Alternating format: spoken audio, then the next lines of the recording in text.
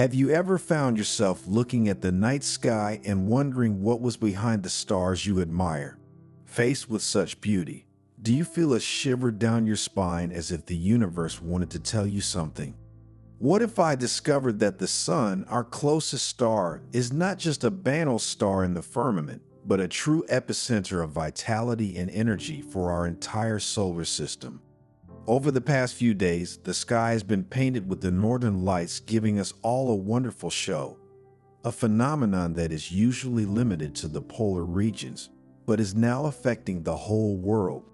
Yes, that's right, we're talking about a spiritual solar storm that creates spectacular northern lights visible around the world. Well, even if for many this is a simple play of lights and colors, it is a real astronomical phenomenon. Even more, it is a sign, a message from the universe, a call from the cosmos that each of us should welcome for our own good. This is a phenomenon linked to a solar storm of massive proportions. It's a wave of cosmic energy that is hitting our planet. An energy that can shake the foundations of our reality, awaken our spiritual potential, and bring about profound inner transformation. If you are ready to discover the meaning of this extraordinary event, stay until the end of the video. You will embark on a journey of self-discovery, guided by the wisdom of an ancient Zen master. And you will discover the secrets of the solar storm, the importance of the northern lights, and the 5 rituals that can help you navigate this time of change and opportunity. So, make yourself comfortable because this is a story of change, growth, and rebirth. And it will touch you deeply. It will make you reflect on your place in the universe and on your spiritual path.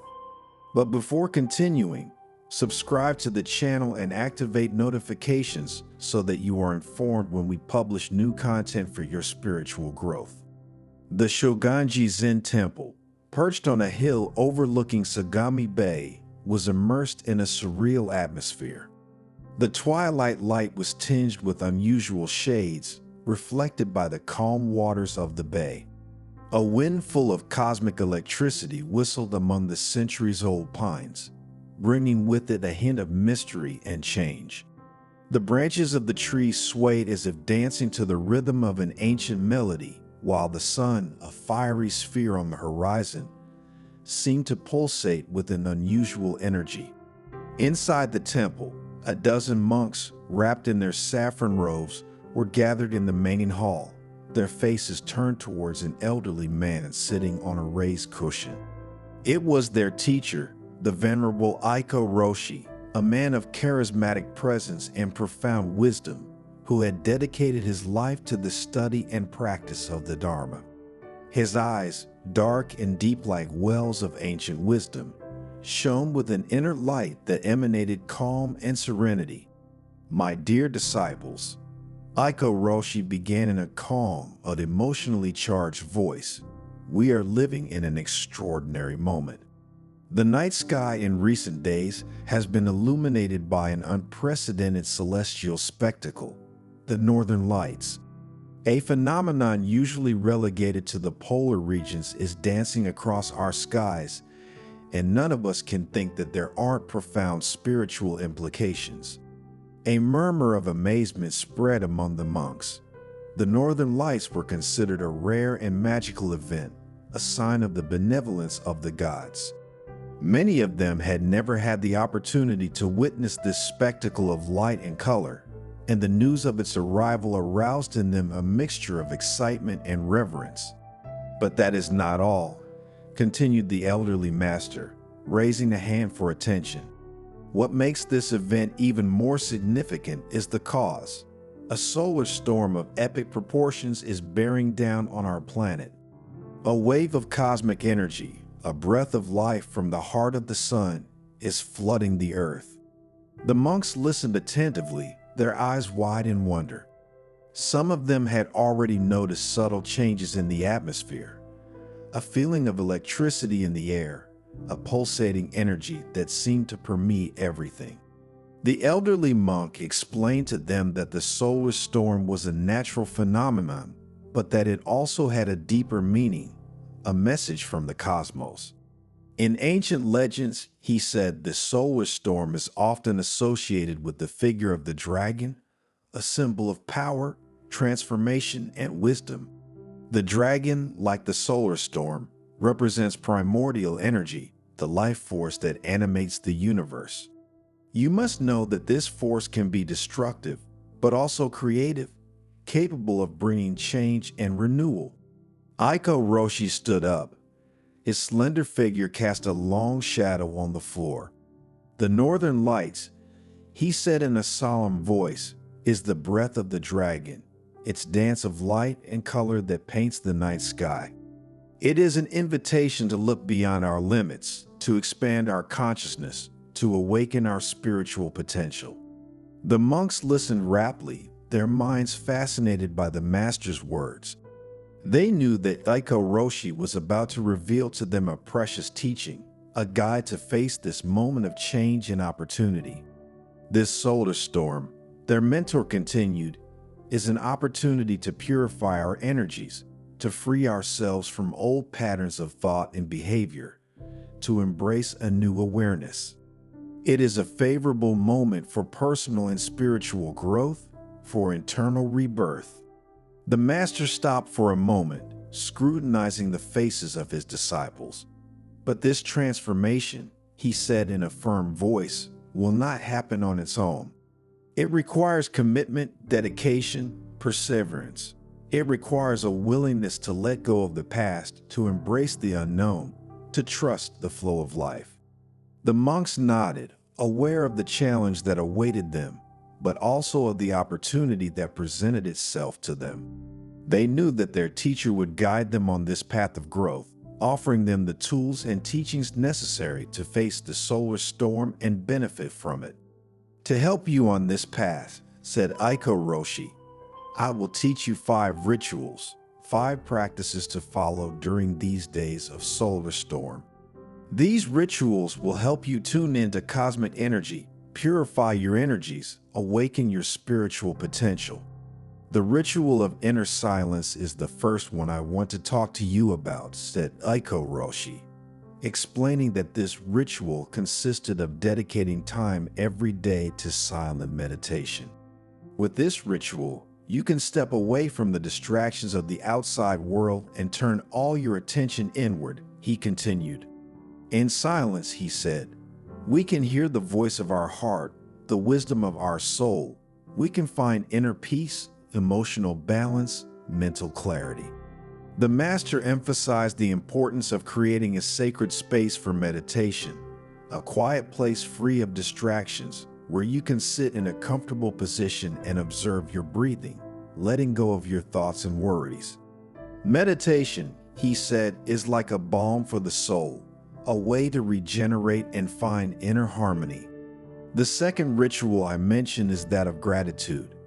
Eiko Roshi taught her disciples to practice gratitude for everything, big or small, that life offered them. Gratitude, he said, opens the heart to joy, to love, to compassion. It allows us to appreciate the beauty of the world around us, to recognize the preciousness of every moment. The teacher suggested keeping a gratitude diary where every day you could write down the things you were grateful for. Writing, he said, helps you focus your attention on the positive things in life and cultivate an attitude of appreciation and thanksgiving. The third ritual to focus on during this solar storm is the ritual of forgiveness. Eiko Roshi explained that forgiveness is an act of liberation, both for those who receive it and for those who offer it. Forgiving, he said, does not mean forgetting or justifying the wrong suffered, but it means freeing oneself from the weight of resentment, anger, the desire for revenge. Forgiving means opening yourself up to the possibility of healing, reconciliation, peace. The master invited his disciples to reflect on the people they had hurt or who had hurt them, and to try to find within themselves the compassion and understanding necessary to forgive.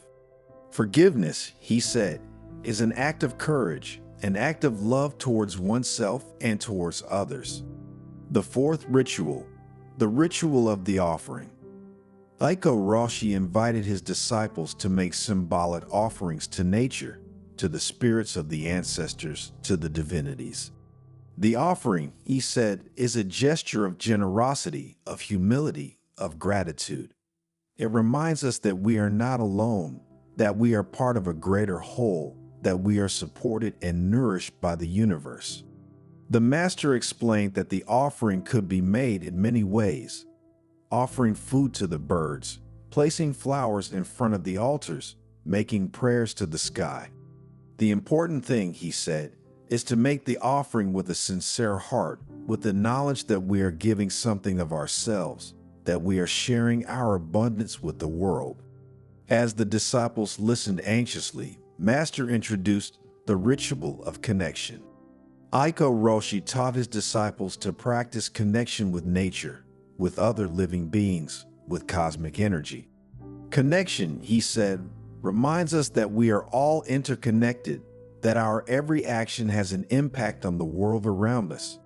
It invites us to live in harmony with nature, to respect other living beings, to take care of our planet. The master, looking at the trees around the monastery, suggested spending time in nature, observing the animals, listening to the sublime noise of the wind among the leaves. Nature, he said, is our teacher. It teaches us patience, adaptation, resilience. It shows us the beauty of life in all its forms. The monks listened attentively, aware that these rituals were precious tools for facing the solar storm and for growing spiritually. In the days that followed, they dedicated themselves with commitment to practicing what they had learned, experiencing a profound inner transformation. Every morning before dawn, they gathered in the main hall for the ritual of inner silence. Sitting in a lotus position, with their eyes closed and their hands resting on their knees, they concentrated on their breathing, letting their thoughts and emotions flow without getting attached to them. In those moments of silence, they experienced a deep inner peace, a feeling of connection with the universe that filled them with joy and gratitude. After meditation, the monks went to the temple garden for the ritual of gratitude. There, surrounded by the beauty of nature, they gave thanks for the gift of life, for the food that nourished them, for the water that quenched their thirst, for the air they breathed. They gave thanks for the sun that warmed the earth, for the rain that nourished it, for the wind that carried the seas and dispersed the pollen. They were grateful for the solar storm, which had pushed them to look within themselves and seek greater awareness. In the afternoon, they gathered again in the main hall for the forgiveness ritual. Sitting in a circle, they looked into each other's eyes and asked each other's forgiveness for any offenses, real or imaginary, that they may have committed. In those moments of sincerity and openness, they freed themselves from the weight of resentment and anger, opening themselves to the possibility of healing and reconciliation. At sunset, they went to the temple sanctuary for the offering ritual. There, in front of the altar, they offered incense, flowers, fruit, and other symbolic gifts to the deities and the spirits of the ancestors. They prayed for world peace, for the healing of the sick, for the protection of living beings. In those moments of devotion and humility, they felt part of a greater whole, supported and nourished by the universe. And in the evening, before going to bed, the monks practiced the ritual of connection. Some of them went to the garden to contemplate the starry sky, admiring the hypnotic dance of the northern lights. Others sat in meditation, trying to tune into the cosmic energy that permeated the universe.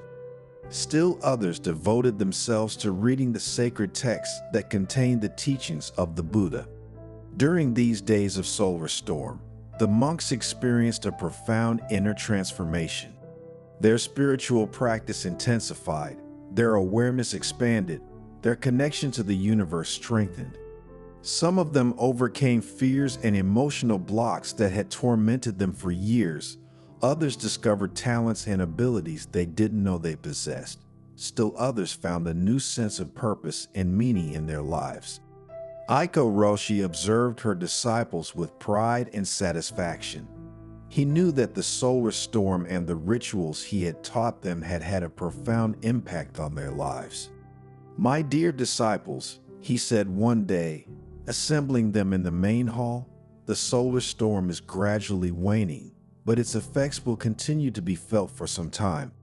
The cosmic energy that has flooded our planet has awakened in us a new potential, a new awareness. Now it is up to us to cultivate this awareness, nourish it with daily practice, and use it for the good of ourselves and all living beings."